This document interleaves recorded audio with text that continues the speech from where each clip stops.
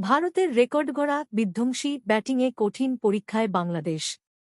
বৃষ্টিবিঘ্নিত কানপুর টেস্টের প্রথম দিনে ৩ উইকেট হারিয়েছিল বাংলাদেশ। এরপর দ্বিতীয় আর তৃতীয় দিন বৃষ্টির কারণে খেলাই হয়নি।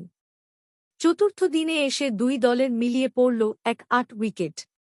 প্রথম ইনিংসে বাংলাদেশ ২-৩ রানে অলআউট হওয়ার পর ৯ উইকেটে ২৮-৫ রান তোলে ইনিংস ঘোষণা করে ভারত। প্রথম ইনিংসে ৫-২ রানের লিড পায় রোহিত শর্মার দল।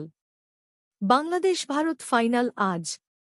জবাবে চতুর্থ দিন শেষে বাংলাদেশের সংগ্রহ ২ উইকেটে ২-৬ রান।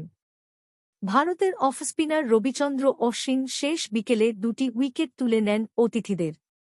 দলীয় ৮ রানের জাকির হাসানকে লেগ বিফোরের ফাঁদে ফেলে ও ২-৬ রানে নাইট ওয়াচম্যান হাসান মাহমুদকে বোল্ড করে সাজঘরে ফেরান তিনি। সাদমান ইসলাম ৭ আর